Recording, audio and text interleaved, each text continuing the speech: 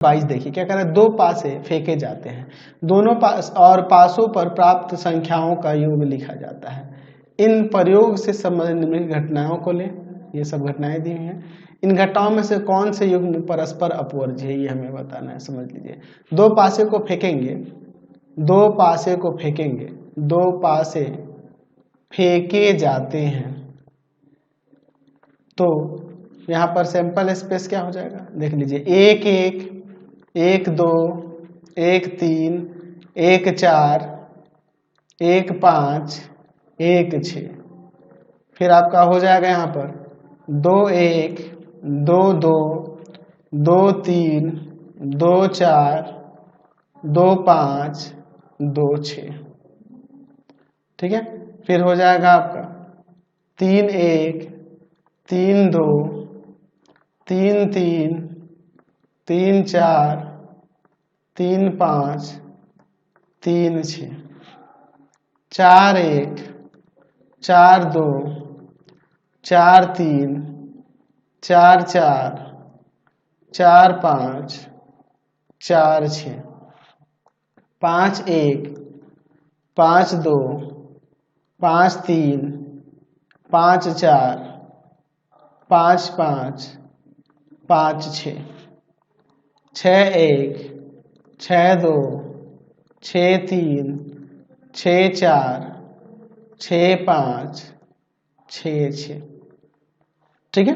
चलिए अब इसके बाद देखिए यहाँ पे क्या घटनाएं कैसे हैं, योग करके निकाला गया। ए नंबर क्या है, प्राप्त योग सम संख्या हो, ठीक है। तो ए नंबर में देखिए, ए नंबर के लिए देखिए प्राप्त योग सम संख्या हो, तो 1 1 हो सकता है, 1 3 हो सकता है, 1 5 हो सकता है, योग निकालने पे सम आएगा। फिर आपका 2 2 2 4 2 6, फिर आपका हो जाएगा 3 1, है ना जी, 3 3 3 5, ठीक है। फिर आपका हो जाएगा यहाँ पर 4 2 4 4 4 6, फिर उसके बाद 5 1 5 3 5 5, फिर आपका हो जाएगा 6 2 6 4 और 6 6, ठीक है। फिर उसके बाद बी नंबर कहता है प्राप्त योग जो है 3 का गुणज है, 3 का मल्टीपल होना चाहिए प्राप्त योग, बी में कह रहा है प्राप्त योग 3 का गुणज होना चाहिए। तो 1 3 हो 1 2 हो जाएगा, 1 5 हो जाएगा, 3 का गुणज हो जाएगा, 2 1 हो जाएगा, 2 4 हो जाएगा, ठीक है। फिर 3 3 हो जाएगा, ठीक है, और 3 6 हो जाएगा, ठीक है। 4 2 हो जाएगा और 4 5 हो जाएगा, 5 1 हो जाएगा, 5 4 हो जाएगा, ठीक है। 6 3 और 6 6 हो जाएगा। चलिए अब इसके बाद देखिए सी नंबर प्राप्त योग 4 से कम है, 4 से कम होना चाहिए, प्राप्त योग 4 से कम।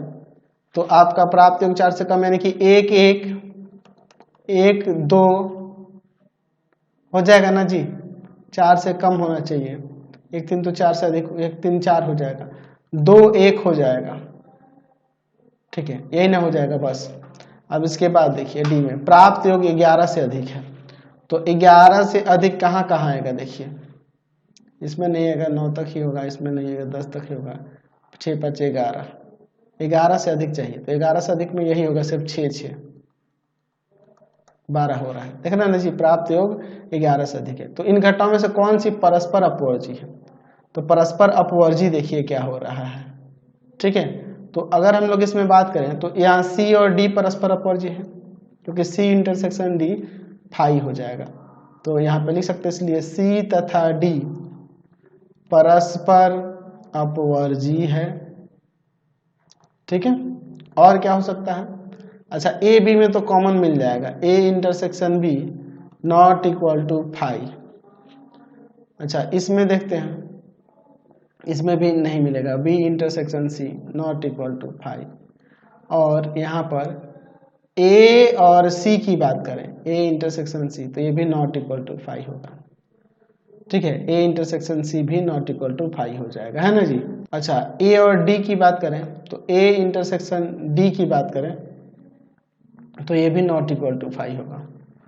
B और D की बात करें तो ये भी नॉट इक्वल टू 5 होगा। ठीक है ना जी। तो यहाँ पे लिख सकते हैं कि A B, ये B और C, A और C, A और D और B और D परस्पर अपवर्जी नहीं है, परस्पर अपवर्जी नहीं है। ठीक है, समझ गए। तो फिलहाल हम लोग इस वीडियो में यहीं तक रहने देते हैं। नेक्स्ट वीडियो में आगे क्वेश्चन देखेंगे। आपको हमारे 3 चैनलों को सब्सक्राइब करना होगा। पहला है path finder classes Chhapra, path finder classes Chhapra. दूसरा है आपके पास भारती भवन रविकांत सर, भारती भवन रविकांत सर, रविकांत सर। और तीसरा चैनल है रविकांत सर के नाम से। तीनों को सब्सक्राइब कर लेंगे और इससे रिलेटेड वीडियो के लिए सीधे डिस्क्रिप्शन में जाएंगे। इससे रिलेटेड नोट्स के लिए गूगल पे जाकर सर्च करेंगे www.ravikantsir.in और यहाँ जाकर आप सभी क्लासेस के नोट्स और उनके PDF को डाउनलोड कर सकते हैं, पढ़ सकते हैं। इंस्टाग्राम और फेसबुक पे जाके पाथ फाइंडर क्लासेस छपरा को लाइक एंड फॉलो करना नहीं भूलेंगे। Thanks for watching the video.